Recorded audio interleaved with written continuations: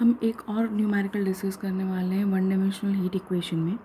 ये न्यूमेरिकल हमारे पहले वाले न्यूमेरिकल से थोड़ा सा अलग है। इसके अंदर हम इनहोमोजीनियस बाउंड्री वैल्यू प्रॉब्लम से रिलेट करने वाली कंडीशंस को अप्लाई करके यूज़ करेंगे। पहले हमें कैसे पता पड़ेगा कि ये जो क्वेश्चन है हमारा इनहोमोजीनियस कंडीशंस पर है, तो चेक करते हैं। The end A and B of the rod of the length 20 centimetre, यानी हमारे पास एक रॉड है जो कि 20 सेंटीमीटर की है। तो यानी यहाँ पे तो हमारा x इक्वल टू 0 हो गया और यहाँ पे हमारे पास x इक्वल टू 20 सेंटीमीटर हो गया। अब इसके बाद ये कह रहा है are at the temperature 30 degree and the 80 degree temperature, यानी यहाँ पे जो हमारे पास टेम्परेचर है T इज़ इक्वल टू कितना है 30 डिग्री सेंटीग्रेड है और T is equal to 80 degree centigrade है। तो इन होमोजीनियस बाउंड्री कंडीशंस क्या होती है कि जब हमारे पास दोनों एंड्स पर किसी भी मटेरियल के दोनों एंड्स पर अगर टेम्परेचर 0 से अलग हो, दैट मीन्स कुछ भी हो, तो उस केस में ये हमारी क्या हो गई इनहोमोजीनियस बाउंड्री कंडीशंस। ठीक है, अनटिल द स्टडी स्टेट प्रिवल्स, यानी जब तक हमारे पास ये स्टेबल कंडीशन बनी हुई है तब तक हमारे पास इसमें टेम्परेचर ये होगा। Then the temperature of the rod ends are changed, तो फिर क्या होता है कि किसी टाइम पे इसका टेम्परेचर क्या हो गया चेंज हो गया। कितना हो गया 40 डिग्री सेंटीग्रेड हो गया और 60 डिग्री टेम्परेचर हो गया। तो ये तो हमारे पास क्या हो गया इसका इनिशियल टेम्परेचर हो गया और ये आफ्टर द टाइम टी हो गया आपके पास temperature. Find the temperature distribution function u x t, हमें u x t find out करना है। The specific heat density and the thermal conductivity, यानी आपके पास of the material of the rod are such that the combinations, यानी heat density और conductivity को आप इस फंक्शन से डिफाइन करते हैं जिसको हम सी स्क्वायर जो हमारा गिवन होता है उससे भी लिखते हैं और सी स्क्वायर इज इक्वल टू 1 है। इस कंडीशन के लिए हमें क्वेश्चन को सॉल्व करना है। तो हम बात करते हैं यहाँ पे, तो हमारे पास सबसे पहले इक्वेशन क्या होगी हमारे पास del two u over del x square c square is equal to del u over del t, इस तरह से लिख सकते हैं। तो ये जो सी स्क्वायर हमारे पास है, ये सी स्क्वायर हमारा क्या है यहाँ पे 1 है, ये हमें गिवन है। ठीक है, तो यहाँ पे इसका मतलब क्या हुआ u is equal to function of x comma T. तो यहाँ से जब हम सॉल्यूशन बनाएंगे उससे पहले हम क्या करेंगे, पहले इन कंडीशंस को यूज़ करके हम इनिशियल टेम्परेचर को फाइंड आउट करेंगे। तो हमारा इनिशियल टेम्परेचर क्या होगा,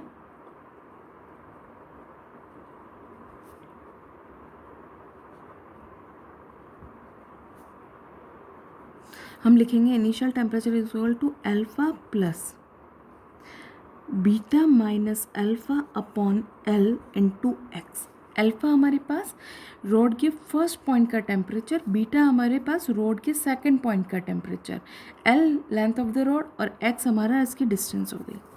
ठीक है, तो हमारे पास कितना आया, अल्फा की वैल्यू कितनी आ गई यहाँ पे 30 plus 80 minus 30 divide by L length of the road कितनी है हमारे पास 20 इंटू एक्स। तो ये कितना आया हमारे पास 30 प्लस 5 बाई 2 एक्स, ये हमारे पास इसका इनिशियल टेम्परेचर आया।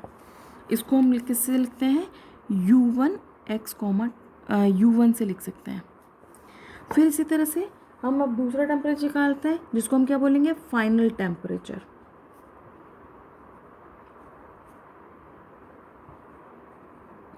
फाइनल टेम्परेचर के लिए भी हम यही फॉर्मूला यूज़ करते हैं, बट जो चेंजेस आते हैं वो कहाँ आते हैं, जो हमारे पास फाइनल टेम्परेचर आए वो। तो इसको हम लिख रहे हैं u2 से, u2 is equal to alpha की वैल्यू कितनी हुई यहाँ पे 40 plus 60 minus of 40 divide by length 20 into X. तो आपके पास u2 इज इक्वल टू कितना आया 40 प्लस 20 डिवाइड बाई 20 यानी 1 एक्स हो गया ये। तो ये हमारे पास क्या आया, इसका फाइनल टेम्परेचर आया। अब हम बात कर रहे हैं कि यहाँ पे हमारे पास जो इंटरमीडिएट पीरियड जो था इसका, यानी हम इससे क्या निकालेंगे get u for intermediate periods.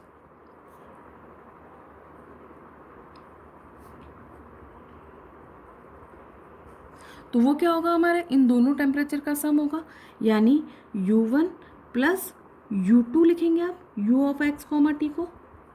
तो इज इक्वल टू आपके पास u1 और u2 की वैल्यू आपके पास आ जाती है।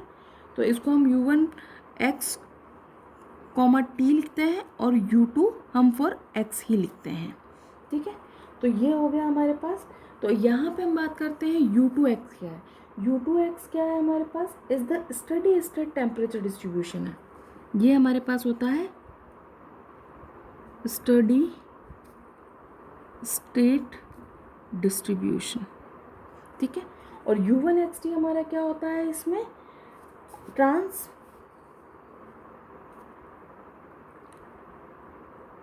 ट्रांजिस्टेंट टेम्परेचर डिस्ट्रीब्यूशन।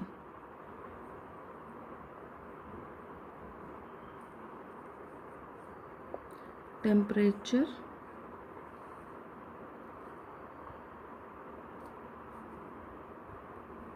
डिस्ट्रीब्यूशन, ठीक है।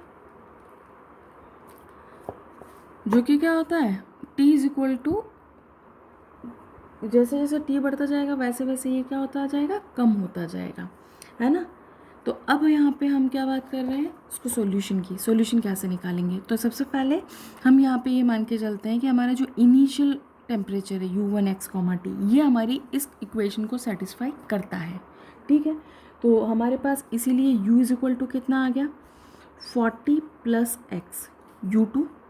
अब ये इस कंडीशन को सेटिस्फाई करता है, यानी इसका जो सॉल्यूशन है आपके पास वो क्या हुआ, summation of an cos px + bn sin of px e⁻⁻⁻ (c²p² t² होता है। तो c² की वैल्यू तो क्वेश्चन में आपको 1 गिवन है, तो आपके पास कितना आया, (p² t²। ये आ गया। यहाँ पे an का मतलब हमारे पास वही c1 × c3 हो गया, यहाँ पे c2 × c3 को आपने bn से लिख लिया है, ठीक है। ये आ गया आपके पास, ये कितना है, 40 है। तो अब हम इसमें इसको हम इक्वेशन नंबर 1 मार्क कर देते हैं। हम ये मान के चल रहे हैं कि ये हमारा कंप्लीट सॉल्यूशन है। अब इसके अंदर हम an bn की वैल्यू निकालेंगे, p की वैल्यू निकालेंगे और सॉल्यूशन हमारे पास आ जाएगा अपने आप। तो सबसे पहले पहली कंडीशन हम यूज़ कर रहे हैं, कौन सी, पहली कंडीशन है हमारी u, जब x 0 था उस टाइम पर टेम्परेचर t था, और उस केस में हमारे पास u की जो वैल्यू थी वो कितनी थी, 40, ठीक है। तो अब हम उसको वैल्यू पुट करें, तो अब इसको सॉल्व करते हैं हम। ये किस में पुट कर रहे हैं, इन इक्वेशन फर्स्ट में। तो हमारे पास कितना आया, 40 इज इक्वल टू 40, x की वैल्यू कितनी है, 0, तो 40 + 0 plus summation of an, x की वैल्यू 0 है तो cos 0 की वैल्यू हो गई 1, प्लस bn sin 0 की वैल्यू हो गई 0, यानी ये हो गया 0, e⁻⁻⁻p² t², ठीक है। 40 से 40 कैंसिल आउट, तो अब आपके पास क्या बचा, an × e⁻⁻p² t²। तो यहाँ पे अब आप बात कर रहे हैं तो ये तो t का फंक्शन है, तो ये तो 0 नहीं होगा, तो 0 क्या हो गया, an। So an is equal to 0। ये आप किस में पुट करोगे, इन इक्वेशन नंबर 1। अब आपके पास ये आ गया। दूसरी कंडीशन लगाएंगे, u 20, t is equal to, जब 20, t था तो टेम्परेचर कितना था, 60 डिग्री। तो अब वैल्यू पुट करें, 60 इज इक्वल्स टू, आपके पास यहाँ पे कितना था, 40 प्लस x था, x कितना आ रहा है यहाँ पे, 20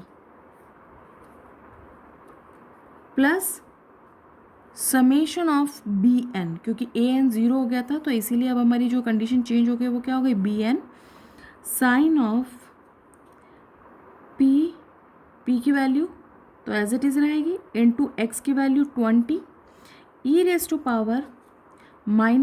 (p² t², ये आया। अब यहाँ पे फिर 40 + 20 60 हुआ, इधर भी 60 हुआ, कैंसिल हो गया। तो अब आपके पास क्या आ रहा है, 0 is equal to summation of bn sine 20p e⁻⁻⁻ (p² t², ये आया। तो अब यहाँ पे हमारे पास, जैसा कि मैंने आपको पहले बताया था कि अगर हमारे पास कंप्लीट सॉल्यूशन इस फॉर्म में आ रहा है और एक कांस्टेंट 0 हो चुका है तो इसका मतलब दूसरा कांस्टेंट 0 नहीं होगा। तो यहाँ पे bn की वैल्यू तो 0 नहीं होगी। ये फंक्शन t के लिए डिफाइन है, तो अभी तक t के लिए कंडीशन नहीं लगाई है आपने, x के लिए लगाई है, तो जो कंडीशन लगाई है वो इस पे लगाइए, तो जो बचेगा वो क्या होगा, 0 होगा। तो यानी sign 20p is equal to कितना आया, 0।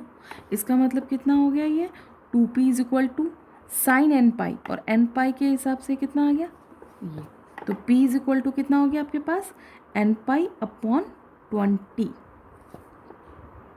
N pi upon 20। अब ये वैल्यू जो आई है एन पाई अपॉन 20, ये फिर से हम पुट करेंगे in equation 1 with B N A N is equal to 0। तो अब आपकी जो इक्वेशन आ गई वो किस फॉर्म में आ गई, तो अब आपकी जो इक्वेशन आई है वो आई है u is equal to 40 plus X plus summation of A N sine P X था, पी की वैल्यू अभी आपने क्या निकाली, N pi upon 20x e raise to power minus N square pi square upon 20 का स्क्वायर तो 400t, ये आ गया आपके पास।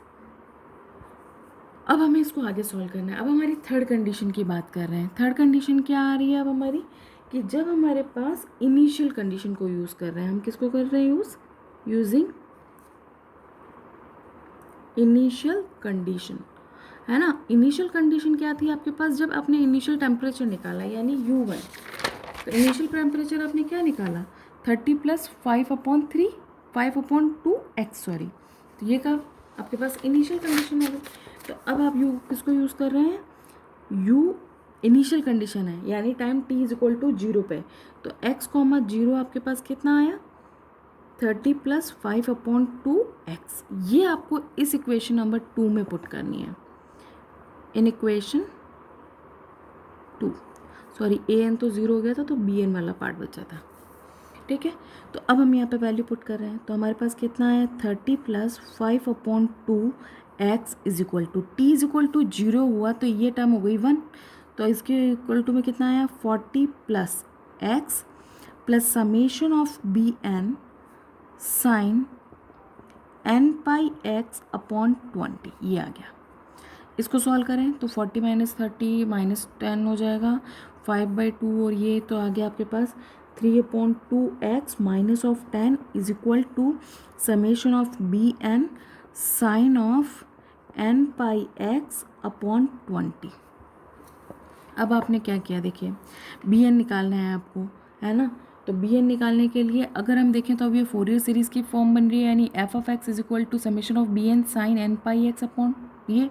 तो इससे बी एन कैसे निकालेंगे, B N is equal to 2/L length, तो अभी तो मैं पहले लिख देती हूँ formula, function of X sine जो टर्म मल्टीप्लाई होती है उसी को, ये हम फोरियर ट्रांसफॉर्म से लिख रहे हैं, है ना, फोरियर से, ठीक है।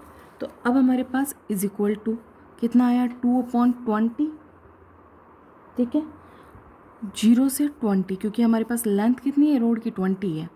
फंक्शन ऑफ एक्स कितना है 3/2x minus of 10 multiplied by क्या आएगा sign N pi X upon 20।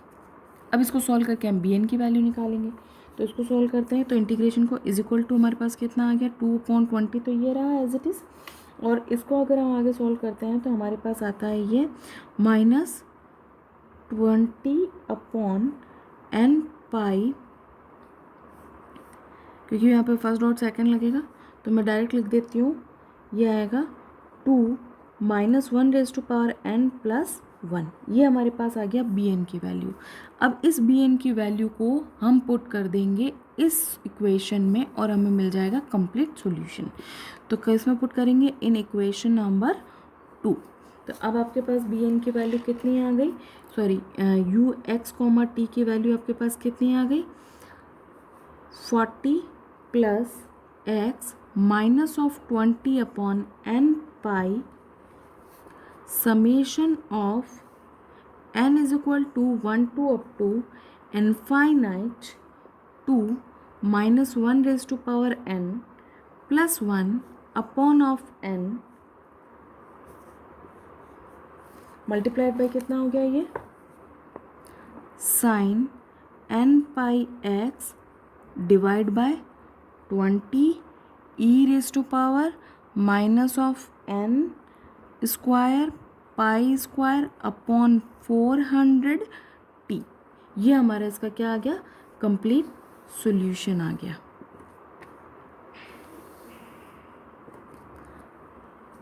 तो इस तरह से हम सॉल्व करते हैं। तो इसमें हमें बस ये दिमाग में रखना होगा कि जब भी हमारे पास स्टेडी स्टेट कंडीशन गिवन होगी, और दूसरी बात हमें ये गिवन होगी कि जब हमारे पास जो भी रॉड गिवन है या जो भी मटेरियल हमें गिवन है वो इंसुलेटेड फॉर्म में नहीं है, तो उस केस में हमें उसका इनिशियल टेम्परेचर और ये सब निकालना पड़ेगा। और इनिशियल टेम्परेचर उस केस में 0 नहीं होगा, 0 नहीं है तो उस केस में हमें इस फॉर्मूले को, इस मेथड को फॉलो करना होगा। ठीक है, इसके बाद हम नेक्स्ट क्वेश्चन पे, नेक्स्ट मेथड हम डिस्कस करेंगे लाप्लास।